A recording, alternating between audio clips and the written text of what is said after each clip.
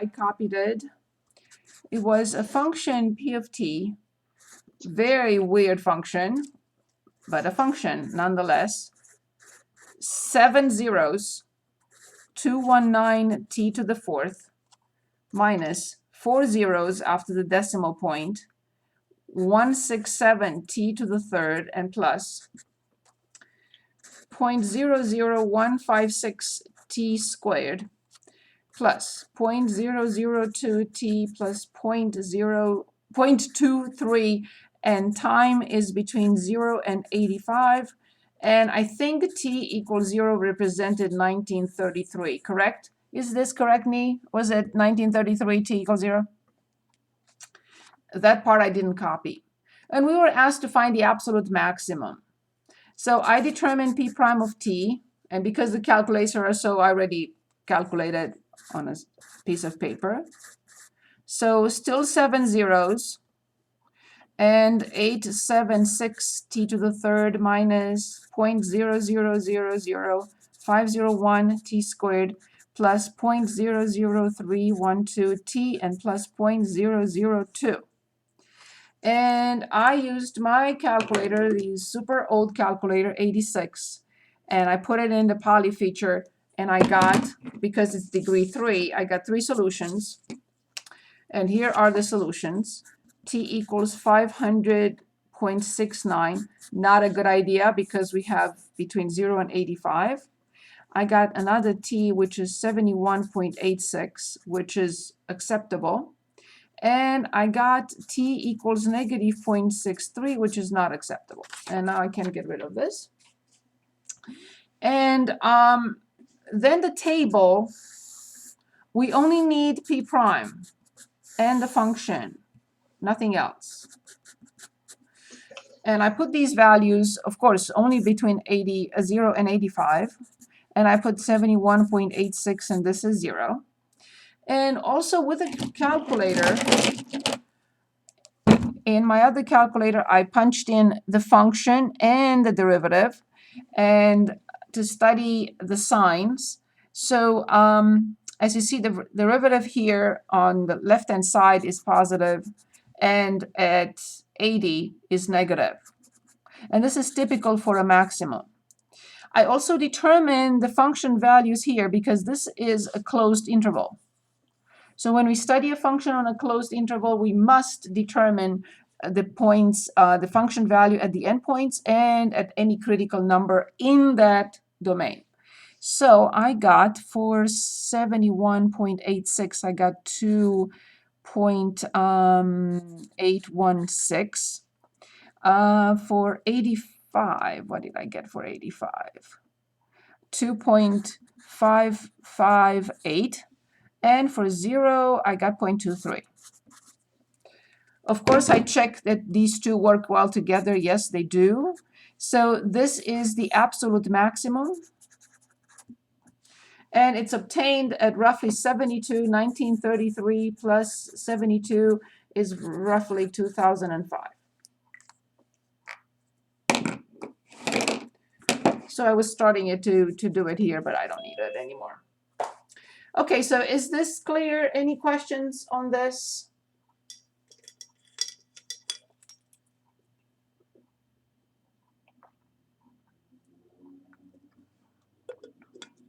Any questions? Nee, which section was this so everyone knows? 2.4. Okay, so it comes from 2.4.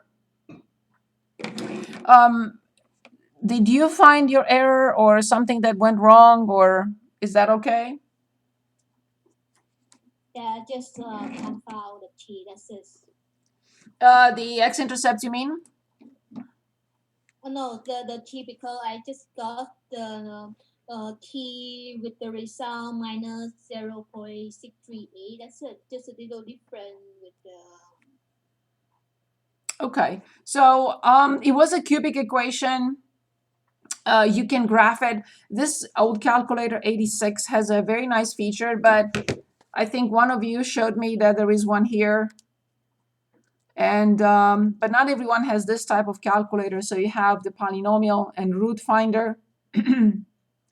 I never really used it. I know where it is now, but I never really used this calculator. For some reason, I don't fully trust it. But this one, if you ever come across, don't buy one. I don't think that they make them anymore. This one I really like. It has this second and poly feature. The screen is not as bright, of course. It's 20-some-year-old calculator. But by order, they mean the degree. So this is 3. And once I entered all the coefficients and I clicked on solve, it gave me those 3 solutions. I didn't do that by hand. I would not tell you otherwise. Okay, good. Other questions for me? Anything else? Other questions? Did you come across something else that you would like to discuss? Any questions? Okay, well, in that case, we have to move on. We are moving on to chapter 3. Chapter 3 should not be completely unknown to you. It deals with, and actually we only look at 2 sections in chapter 3. We are going to look at exponential and log functions. It should not be any problem for you. So I will refresh your memory on the graph of the exponential functions, and I will refresh your memory on maybe one transformation, and then we'll look at problems. So chapter 3, exponential and log functions. Okay. So first of all, an exponential function is a function that has the variable, the exponent. That's why it's called exponential. This a is a constant. However, it has restrictions. Now, if I ask you, can I raise 0 to the 3rd power? The answer is yes. Can I raise 1 to the 4th power? The answer is yes. Can I raise -2 to the 3rd power? The answer is yes. All these, however, are not possible for a. What am I saying? A cannot be 0, a cannot be 1, and a cannot be a negative number. So what can a be? Either greater than 1, or the second option, tiny, positive between 0 and 1. So the exponential function cannot have a base that is 1, cannot have a base that is 0, and cannot have a base that is negative. And of course, like with the linear function having 2 shapes, the quadratic function having 2 shapes, the same thing here. This will be one shape, this will be another. So when a is greater than 1, and when a is tiny positive, the function will look like this.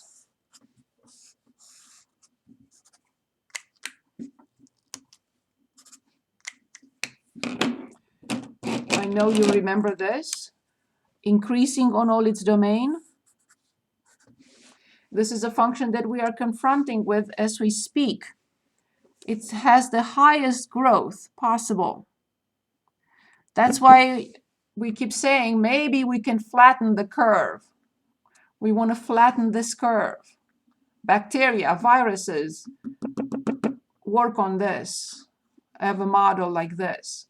That's why one day we have 10 people, the next day 1,500 people, the next day 10,000 infected. So that's the highest growth possible. So when they say we want to flatten the curve, that's what we want. Hopefully this, but at least not this. Hopefully this. So that is the exponential function with a base greater than 1, for example, 2 to the x. Or 10 to the x, same shape. Or e to the x. These are very special. This is called common exponential function. And this one is called natural exponential function. They're so important. They have their own key, even in our calculators. So as you see, they're here paired with their inverse function. So this is 10 to the x, and this is e to the x, and they have to be activated, as you already know, with second key. Okay, so when the base is greater than 1, that's what happens. But when the base is between 0 and 1, this is the situation.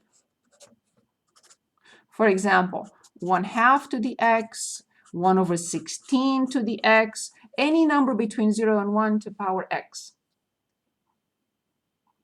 And these are pure exponential functions, no transformations.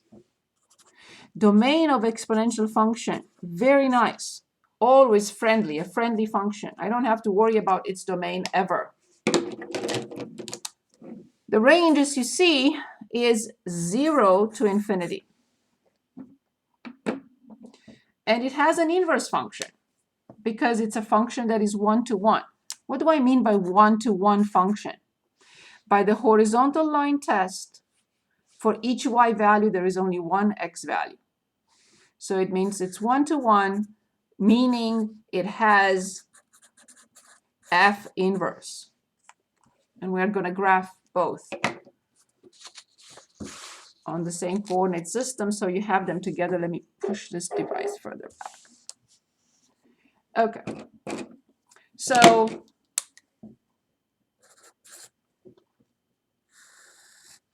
I'm graphing them again, this time together with their inverses. When we graph the function and its inverse on the same coordinate system, we have to graph the line y equals x.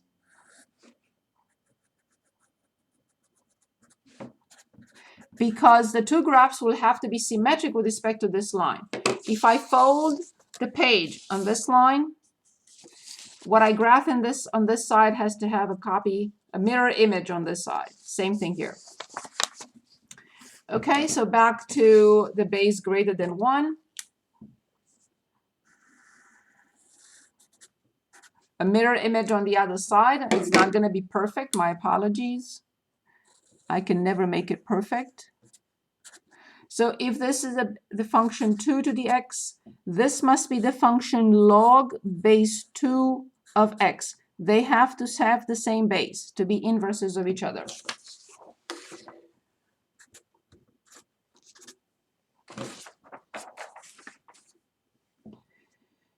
Okay, the other one, it's a decreasing function.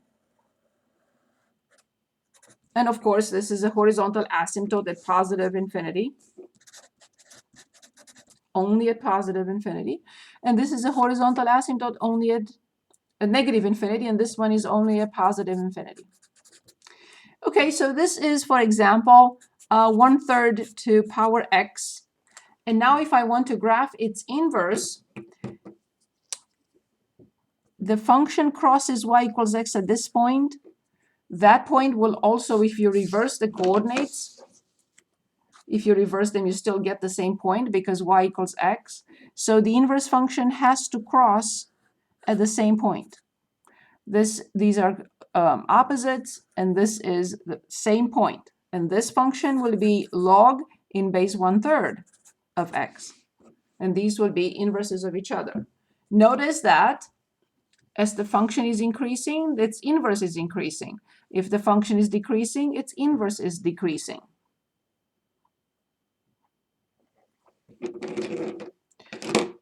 Okay, so the log comes into play in section 3.2, so I'm going to show the derivatives of logs in 3.2 in a minute or two. But let's take a look at e to the x. So this is function e to the x, natural exponential function. And we would like to determine its derivative. We want to find f prime of x. Okay. Would you like to determine this, or you want it as a result? Do you want to see how this comes up to be the result that the derivative function, or you just want the result? Can you show like how it gets Yes. I think it's very important, but I wanted to hear from you. Good. So we don't know any rules right now. We will in a minute, but when we want to find the derivative of a function, we always start with a formal definition. What is the formal definition? We know that from a long time ago. It's the limit as h approaches 0 from f of x plus h minus f of x divided by h. It's the limit of the difference quotient. We are going to apply this, the formal definition of the derivative, for e to the x. So I will continue. Limit as h approaches 0. When I plug in x plus h in the function, I get e to x plus h minus f of x, which is e to the x, divided by h. Okay. Now, one exponential rule that I would like to refresh your memory on, there are many, but the one that I really need right now is a to power n multiplied by a to power m is I copy the base and I add the exponents. But this is a dynamic relationship. I may need to multiply by copying the base and adding the exponents, or I may need to separate it, knowing that the sum of the exponents basically comes from a to n times a to m. And this is what I need here. So I'm going to rewrite as limit as h approaches 0, e to x times e to h minus e to x divided by h. So I separated this term in this way, using the exponential rule, the product rule. I see that in the numerator, I'm continuing here, I have e to the x that is common. Limit as h approaches 0, e to the h minus 1 divided by h. As you see, h approaches 0. This doesn't have h. It's a constant. When it comes to h, I'm going to put it in front. It's a constant. I cannot plug in h in it. It's like 5 or 10 or 15. So this is e to the x, limit as h approaches 0 from e to h minus 1 divided by h. I would normally say, let's plug it in, and we should. We get 0 over 0. I will jump up and down of happiness because I can use L'Hopital's rule, but I have to show you how to differentiate e to the h, so I can do that. So let's take this limit. Let's take this function, plug it in.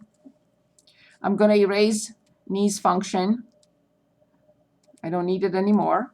I'm just going to plug in this function carefully with parentheses around the numerator. So parentheses, second e to the x.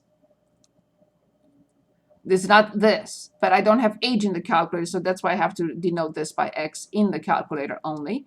Minus 1, that's not what I meant, minus 1, and divide by h, or in the calculator by x. Okay, so now let's go with second and table, and I want to, when I plug in 0, it should give me an error. Unless I messed up something. Yes, of course I messed up something. So divided by x. I forgot to put the division symbol. And I said, oh, how come? Okay, now it has to give me an error. I cannot plug in 0.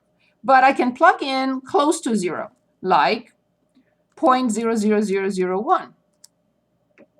And negative 0.0001 on both sides. And look what I get. Which means that this limit equals 1. So I start from the beginning, the f prime, or e to the x prime. What will that equal to? It's the nicest function ever.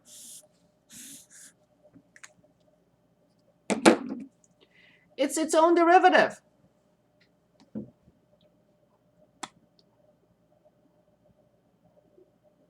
The function with the biggest growth possible. Okay. And of course, yes, I have to mention that too. If we raise e to a function, we have to use the chain rule. E to the f times f prime. So if that is a function, not just plain x. basically that's all I had to say. So let's look at different situations. You can choose problems from page 304 if you'd like. If not, I will.